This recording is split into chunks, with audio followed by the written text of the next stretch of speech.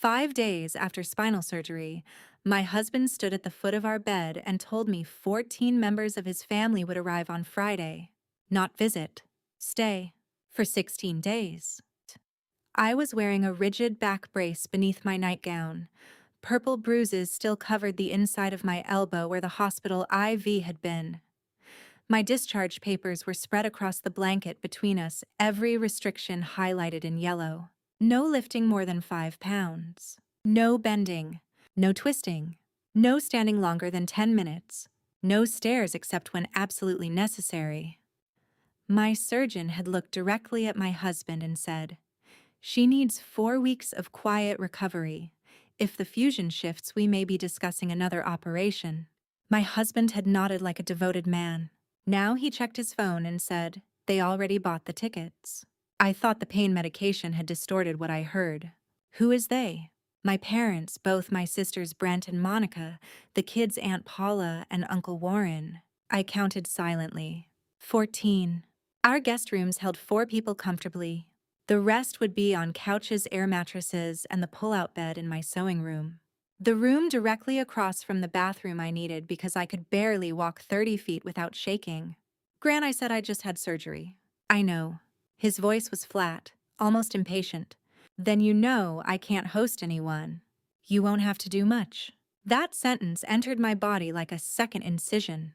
For 24 years, "you won't have to do much" had meant I would do everything no one else noticed. Buy groceries for 3 different diets. Wash 12 sets of towels. Change beds. Pick people up from the airport.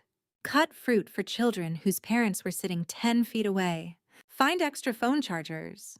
Clean bathrooms at midnight. Remember who hated onions, who needed oat milk, who could not sleep near the stairs, who complained when the air conditioner was warmer than 68 degrees. It meant Grant would grill once, take a photograph beside the food, and be praised for making everyone feel at home. It meant I would be missing from every family picture because I was behind the camera carrying a tray or checking whether the washing machine had flooded. I stared at him. "Cancel it." He looked up from his phone. Number. It was not the word alone. It was the way he said it, as if I had submitted a vacation request to a manager and he had denied it. "My mother has been planning this since January," he continued. "You know summer week matters to her. My spine was opened 5 days ago. Their family, Claire. So am I." He sighed. "Please don't turn this into something dramatic." I looked at the hospital bracelet still circling my wrist. Then I looked at the man I had married when I was 26. And for the first time in 24 years, I understood that Grant did not think I was asking for care. He thought the household staff was refusing an assignment. My name is Claire Bennett. I was 50 years old when I learned that exhaustion can become so familiar, people mistake it for your personality. Before the surgery, I had spent years being called capable, reliable, organized, the one who made everything work. Those words sounded like compliments until I realized they were also a system for keeping me useful. Grant and I lived in a wide white house outside Columbus surrounded by maple trees and a long wraparound porch. The house had belonged to my grandparents. My mother inherited it, and when she died, she left it to me. Grant and I raised our 2 children there. By the time the children moved away, the house had become the center of his family's summer traditions. Every July they came. At first it was just his parents for a weekend. Then his sister Dana came with her husband. Then children were born. Then Grant's younger sister Elise divorced and began bringing her 2 sons for a change of scenery. Then Aunt Paula decided the house was perfect for the annual family visit because we had a porch, a large kitchen, and Claire never seems bothered. That last sentence became family law. Claire never seems bothered. No one asked why. The truth was simple. I was bothered. I was simply trained not to show it. The first year there were 8 guests I spent 6 weeks preparing. I created sleeping charts, borrowed folding tables, bought mattress protectors, ordered extra chairs. I cooked 11 dinners, 14 breakfasts, and more lunches than I could count. At the end of the visit, Grant's mother Marion hugged me and said, "You make it all look effortless." I smiled. Later that night, I sat on the laundry room floor and cried because my hands were too swollen to grip the detergent bottle. The next summer, they came again. And the next.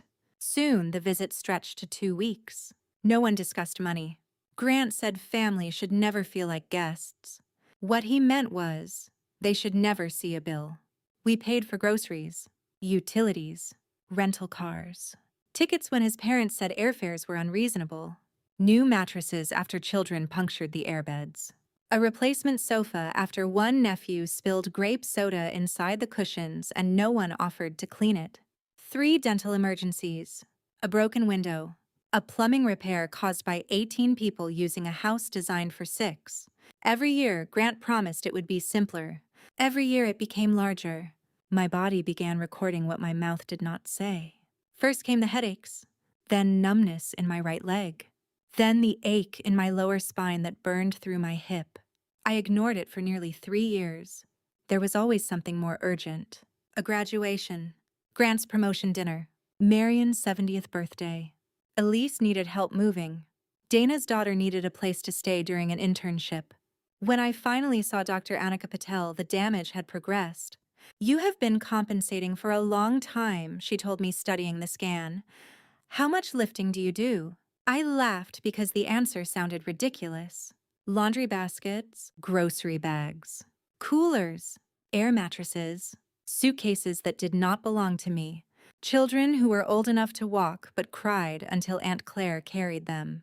Dr. Patel did not laugh. "You need surgery." The operation was scheduled for early June specifically so I could recover before the annual July invasion. That is what I privately called it by then. The invasion. I told Grant we would not host that summer. He squeezed my shoulder and said, "Of course not." 3 weeks later, he told his mother the visit was still possible because I would probably be mostly recovered. He did not tell me. I found out 5 days after surgery. That night, after he refused to cancel, I lay awake listening to him sleep. The pain pulsed along my incision. Every time I shifted, the brace pressed into my ribs. At 2:13 a.m., I needed the bathroom. I reached for the walker beside the bed and tried to stand. My leg gave way. I caught myself against the nightstand, knocking a glass of water onto the floor. Grant woke with an irritated sound. "What happened?" I almost fell. He turned on the lamp. Water spread across the hardwood. He stared at it, then at me. "Can you wipe that before it warps the floor?" For a moment, I thought he was joking. He was not. I stood there gripping the walker, sweat breaking across my face, while the man who had promised to protect me pointed toward a towel. Something inside me went quiet. Not weak, quiet. The kind of quiet that comes before a decision. "I can't bend," I said. He sighed, got out of bed, and wiped the floor. His irritation was larger than his concern. That detail saved me, because if he had been kind for 30 seconds, I might have forgiven him again. The next morning, while Grant was at work, I opened the bottom drawer of my desk. Inside were 22 years of receipts. I had not kept them because I planned revenge. I kept them because numbers had always calmed me. My father had been a bookkeeper. He taught me to save statements, write dates on receipts, and never confuse generosity with ignorance. Each summer, I made a file. Groceries, utilities, repairs, transportation, household supplies, medical costs, tickets, emergency expenses. I had never totaled everything. That morning, I began. At first, I used a yellow legal pad. Then the numbers became too large, so I opened a spreadsheet. I entered every receipt I could verify. $212 for groceries in 2002, $386 in 2005, $914 in 2011 when 12 people stayed, $1,640 in 2017, including special foods restaurant bills and 2 rental vans. I added increased water and electricity each July, replacement bedding, mattresses, airport parking, gas. The 3 flights we bought for Grant's parents when they said they could not afford to come. The beach trip I paid for but missed because I stayed home with a sick grandchild. By noon, the total exceeded $100,000. By 3, it passed $170,000. When I entered the final verified expense, the number was $193,684.27. I stared at the screen. That did not include my labor. Not 1 hour. Not one meal planned. Not one sheet washed. Not one night spent on the couch because someone else preferred my bed. Not one holiday I watched from the kitchen doorway. I printed the spreadsheet. Then I printed the doctor's restrictions. Then I made a list of every task required to host 14 people. 73 separate tasks. The paper trembled in my hand.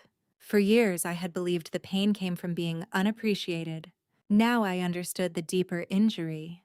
They had built a family tradition out of my disappearance. At 11:30, the doorbell rang. It was my neighbor and oldest friend Renee. She carried soup and the expression of a woman prepared to commit a felony on my behalf. Grant had told her the family was coming.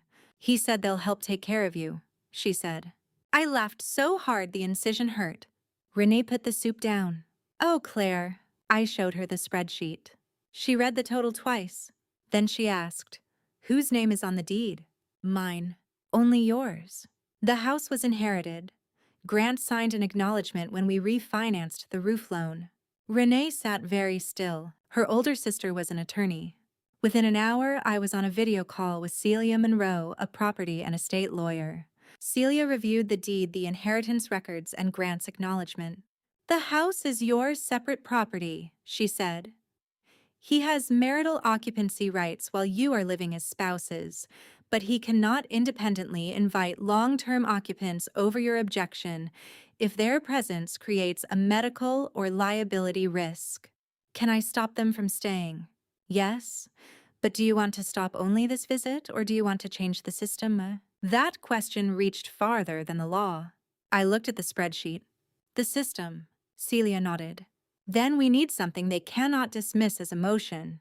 By late afternoon, a plan had begun to form. The house genuinely needed work. The upstairs floors had warped from years of overloaded summer use. The guest bathroom had water damage. The kitchen walls needed repainting. The old electrical panel required an update.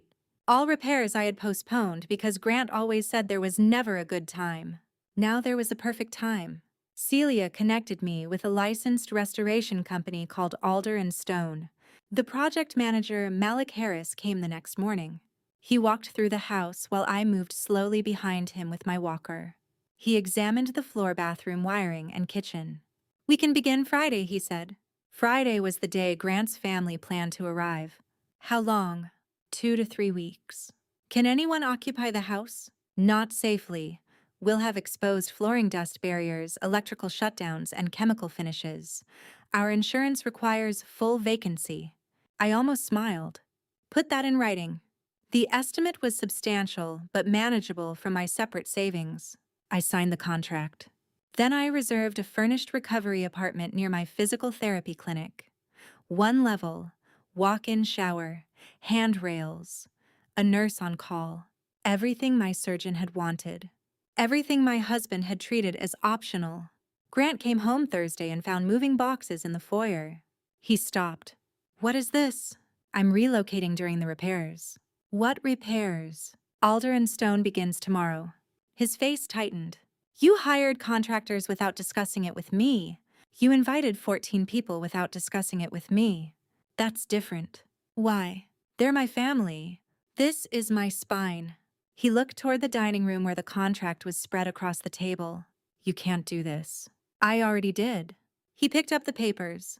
No occupancy. For insurance and safety. You scheduled it on purpose. Yes. The honesty stunned him. Claire, my parents land tomorrow. Then you should arrange a hotel. His voice rose. Do you have any idea what 14 people in a hotel will cost? I looked directly at him. Yes. I slid the spreadsheet across the table. I know what 14 people cost. He glanced at the first page, then pushed it away. What is this? 22 years of your family's summer visits. This is insane. It is documented. You kept receipts. I paid the bills. We paid the bills. No, Grant. I paid most of them from the account my father left me and from my consulting income. He stared at me. That money was for the household. The household did not include financing vacations for adults who never asked whether we could afford them. He slapped the papers against the table. You're punishing my family because you're in pain. No. Pain finally made it impossible for me to continue hiding what they cost. He paced toward the window. My mother will be humiliated. I nearly fell last night and you asked me to wipe the floor. His back went rigid. That's not what happened. It is exactly what happened. You're twisting everything. No, I am finally naming it. He turned. What do you want me to do? Tell them they're not welcome after all these years. Yes. His expression collapsed into disbelief. You really mean that? I mean they are not welcome to stay here while I recover. After that, no visit happens unless we both agree. Guests contribute to food cleanup after themselves and arrange their own transportation. No more open house. No more assuming I will serve everyone. My mother will never agree. Then your mother can stay elsewhere. He looked at me as though I had become cruel overnight. But cruelty was not what he saw. He saw the absence of access. The next morning, Alder and Stone arrived at 7. By 8, workers had covered the floors and removed furniture. At 9, I left for the recovery apartment with Renee. Grant stood on the porch phone pressed to his ear. His mother was shouting loudly enough for me to hear from the driveway. You let her do this. Grant saw me listening and turned away. For 24 years, he had used my fear of disappointing people as a leash. That morning, I got into Renee's car and let the leash fall. The first calls began before we reached the apartment. Marion called 6 times. I did not answer. Dana texted, Mom is devastated. Couldn't you postpone the work? Elise wrote, the kids have been looking forward to this all year. Aunt Paula sent, family should come before cosmetic renovations. I replied once in the group chat. The repairs address water damage, electrical hazards, and structural flooring issues. The home is legally uninhabitable during the work. I am recovering from spinal surgery under medical restrictions. Grant will provide alternate lodging information. Then I muted the conversation. At the apartment, a nurse named Tasha helped me shower safely. She checked the incision. She made sure I ate before taking medication. She asked how my pain felt on a scale from 1 to 10. No one had asked me that since I left the hospital. I began crying before I could answer. Tasha did not tell me to calm down. She waited. 8, I whispered. She adjusted the pillows and called my surgeon. That simple care nearly broke me more than Grant's cruelty, because it reminded me how little I had accepted as normal. Meanwhile, Grant checked his family into a budget hotel near the airport. 4 rooms, 14 people, 2 weeks. The first payment was $3,920. He called me from the lobby. Your card declined. My card? The household card. I froze additional charges. You, what? The card is in my name. I will not finance this visit. You can't leave me with this. I almost answered with all the years he had left me with everything. Instead, I said, your family is your responsibility during this trip. He went silent. It was the first time his own sentence had been returned to him. The hotel crisis began immediately. Marion disliked the pillows. Warren wanted a room away from the elevator. Dana's children needed adjoining rooms. Elise complained there was no kitchen. Brent refused to pay for parking. Aunt Paula wanted Grant to find a rental house instead. Grant spent the first day driving between the airport hotel grocery store and pharmacy. At 10:42 p.m. he texted, where does Mom keep her blood pressure medication list? I replied, in her purse where it has always been. The next morning, what cereal does Owen eat? I replied, ask his father. Then, do you know which nephew is allergic to sesame? I stared at the screen. For years, I had carried the medical, dietary, emotional, and logistical information of his entire family in my head. He had carried none of it. Ask their parents, I wrote. By the 3rd day, Grant sounded exhausted. The hotel breakfast is costing a fortune. Yes. The kids keep fighting. Yes. My mother says no one planned activities. Yes. There was a pause. How did you do this every year? I closed my eyes. Not because I felt victorious. Because the question came 22 years too late. You never asked. He did not call again that day. At physical therapy, I took 12 steps without the walker. Tasha clapped. I laughed. It was a small thing, but it felt like reclaiming territory.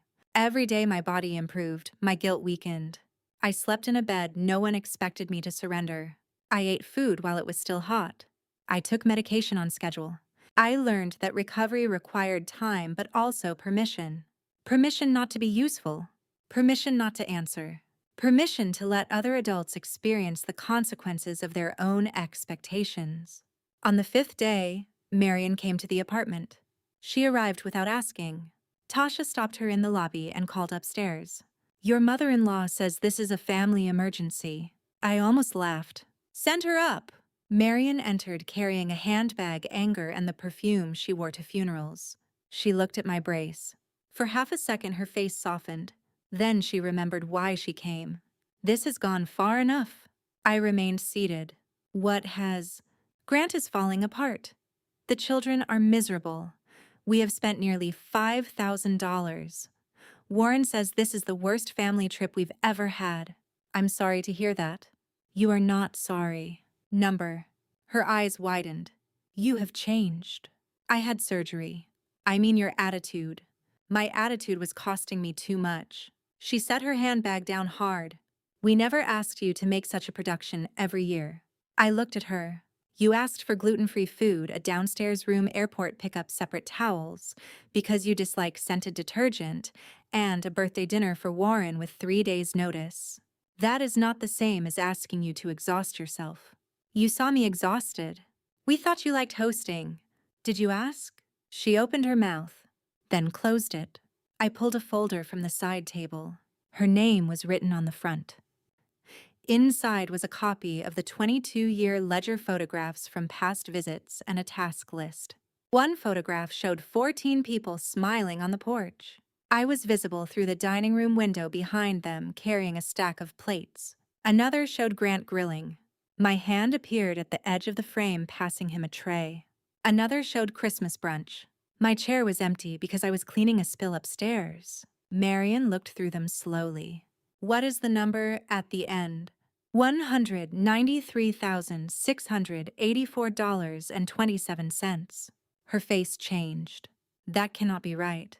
It excludes my labor. She sat down. For the first time since I had known her, Marion looked small. We thought Grant paid. Grant accepted the praise. He told us the house expenses came from your shared account.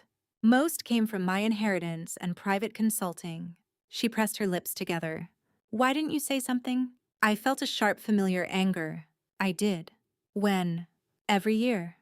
I said I was tired. I asked for shorter visits. I asked people to book hotels.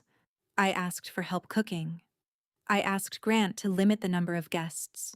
You never made it sound serious, because every time I spoke politely, you treated it as optional. She looked toward the window. I would never have come if I knew you were suffering this much. You knew I had spinal surgery. The sentence landed between us. She could not escape it. After a long silence, she said, I am sorry. It was quiet, incomplete, but real enough that I heard the difference. That evening, the group chat became chaos. Dana accused Grant of lying about who paid. Elise wanted to know why she had never been told the visits were a burden.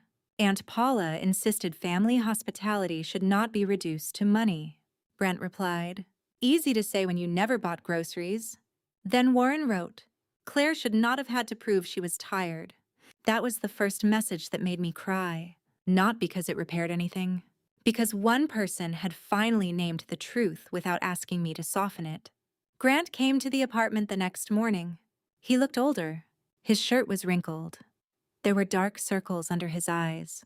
He stood just inside the door. Can we talk? I pointed to a chair. He sat. For several seconds, he stared at his hands. Mom showed everyone the folder. I assumed she would. I didn't know. Yes, you did. He looked up. I didn't know the total. That is not the same thing. He winced. I knew you did a lot. You knew I did everything. I helped. You grilled. That's unfair. Name 5 tasks you completed before the last visit. He opened his mouth. Nothing came out. Name the grocery budget. Silence. Name the children's allergies. He looked away. Name which beds needed waterproof covers.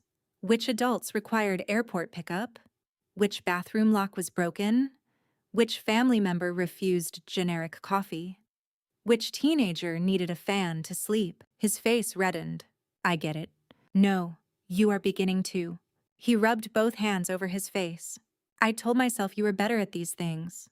I became better because no one else would do them. I thought you liked taking care of people. I like caring for people who care whether I survive the process. He began to cry. Unlike a younger version of me, I did not immediately move toward him. I had seen him emotional before. Apologies were not change. I am sorry, he said. I failed you. You did. I want to fix this. You cannot fix 22 years with one sentence. What do you need? The old Claire would have answered carefully, afraid of asking too much. I did not. I need you to tell your family the truth. Not that I overreacted. Not that the repairs were unfortunately timed. The truth. He nodded. I need marriage counseling. Yes. I need complete financial separation until trust is rebuilt. His face tightened, but he nodded again. I need a written guest policy. No invitation unless both of us agree. No stay longer than 4 nights. Guests pay their travel and contribute to food. Everyone cleans. No children without active parental supervision. No one enters my office or uses my sewing room as overflow sleeping space. Okay. And if anyone insults me for having boundaries, you respond. I will not defend myself alone in my own house again. He swallowed. Okay. One more thing. What? You will personally reimburse my inheritance account for half of the verified expenses from the last 6 years. His head lifted. That could be more than $25,000. Yes. I don't have that in cash. Then we create a payment plan. He stared at me. This feels like punishment. It is accountability. He looked away. I waited. Finally, he said, okay. That was the first moment I believed he might understand the difference. The restoration took 18 days. I remained in the recovery apartment for 3 full weeks. Grant's family shortened their trip after 9 days. They went home angry, embarrassed, and much poorer than expected. I did not apologize. When I returned to Maple Hollow Road, the floors were repaired. The bathroom was safe. The electrical panel was new. The kitchen walls were a warm blue I had chosen without asking anyone's opinion. Grant stood in the foyer. He did not reach for my bag until I asked. That mattered. In counseling, he admitted something that hurt almost more than the original betrayal. I liked being the generous son, he said. Claire paid most of the costs, but everyone thanked me. I knew she was overwhelmed. I told myself she would complain more strongly if she truly could not handle it. I looked at him. I should not have needed to collapse for you to believe me. I know. No, you know now. He nodded. The distinction remained important. Healing did not arrive as a grand reconciliation. It came in small tests. The first was Thanksgiving. Marion called Grant and said she wanted to stay for 6 nights. Grant looked at me. I said 3 nights. He told her 3 nights works. Any longer does not. She objected. He did not hand me the phone. He did not say Claire wants. He said that is what we have decided. I heard him from the kitchen and had to grip the counter. Not from pain. From the strange ache of finally being defended after decades of defending everyone else. Marion stayed 3 nights. She brought groceries. She stripped her bed before leaving. She asked where to put the towels. The world did not end. Dana visited the following spring with her husband. They booked a nearby hotel without being asked. Elise sent money before a family dinner and wrote, "For groceries." I should have done this years ago. Aunt Paula did not visit for nearly 2 years. That was peaceful too. The most difficult repair was not with the family. It was with myself. Even after my spine healed, I still stood when people entered a room. I still listened for needs. I still offered food before anyone asked. I still felt guilty when I sat while someone else cleaned. My body had survived surgery, but my mind still believed rest had to be earned. Renee helped me practice. She would visit and deliberately wash her own cup. The first time I tried to stop her, she said, "Sit down, Claire. The Republic will survive." I laughed. Then I sat. Months later, I returned to the spreadsheet. I added a new column. Unpaid labor. I researched the average hourly cost of meal planning, cleaning, childcare, laundry, driving, and household coordination. I estimated conservatively.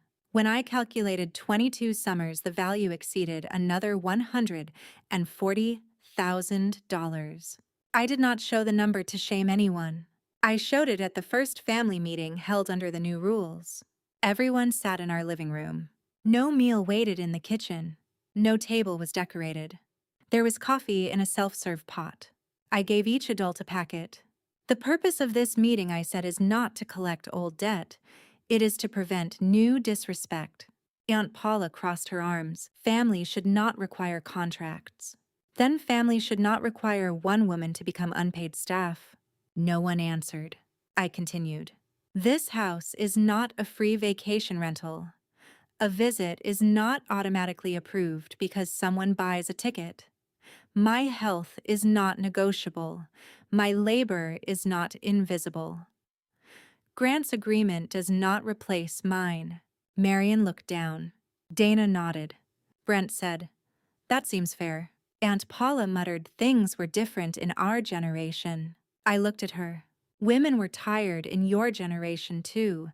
They were simply punished more for saying it." The room went silent. Then Marion spoke. "She is right.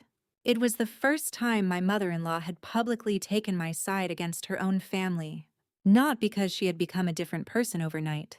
Because the truth had finally cost enough to become visible. A year after the surgery, Dr. Patel showed me the new scan. "The fusion looks excellent," she said. "How is your daily pain?" "Usually a 2. "And are you lifting?" "Only what belongs to me." She smiled, not knowing how much the answer meant. That summer, there was no large family visit. Grant and I spent a quiet week on the porch. We ate simple meals. I read 3 books. He did his own laundry. One afternoon, Marion called.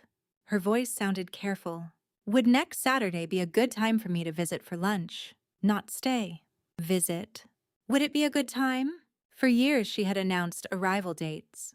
Now she asked. I looked at Grant. He waited for my answer. "Yes," I said.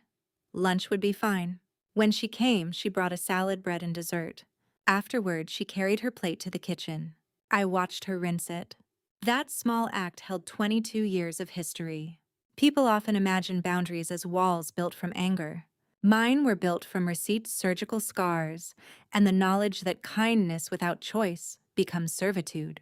I did not stop loving Grant's family. I stopped proving my love through self-erasure. I did not destroy a tradition. I exposed what the tradition required from the one person no one photographed. Grant and I remained married. But not because I forgave quickly. We remained married because he learned that remorse is not an emotion.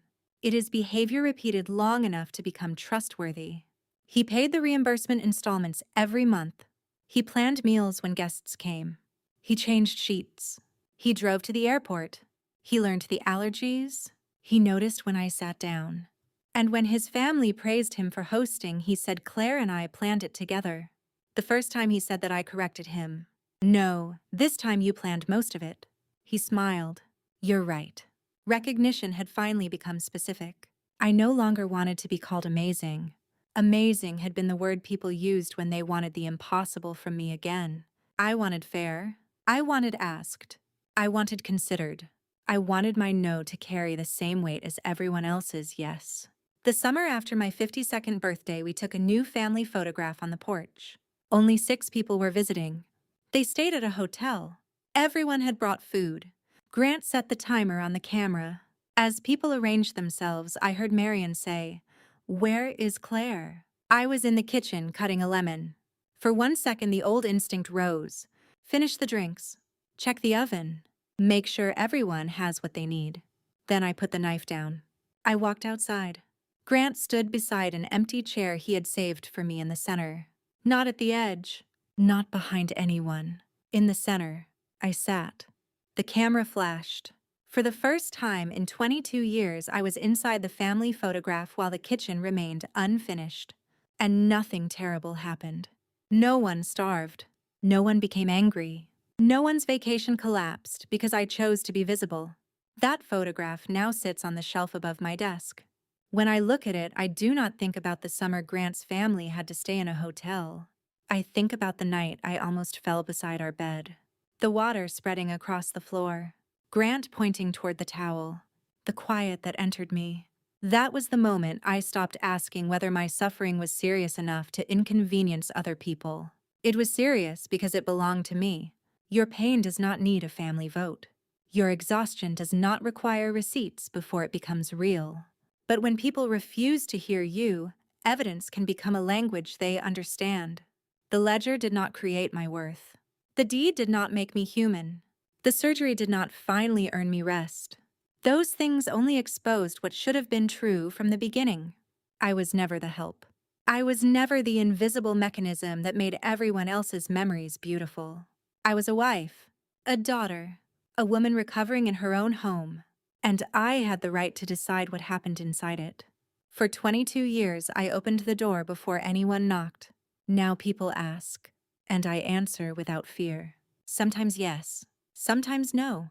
Both are complete sentences. Both belong to me. And the house on Maple Hollow Road is quieter now. Not empty, not cold. Quiet in the way a place becomes quiet when the person holding it together is finally allowed to live there too.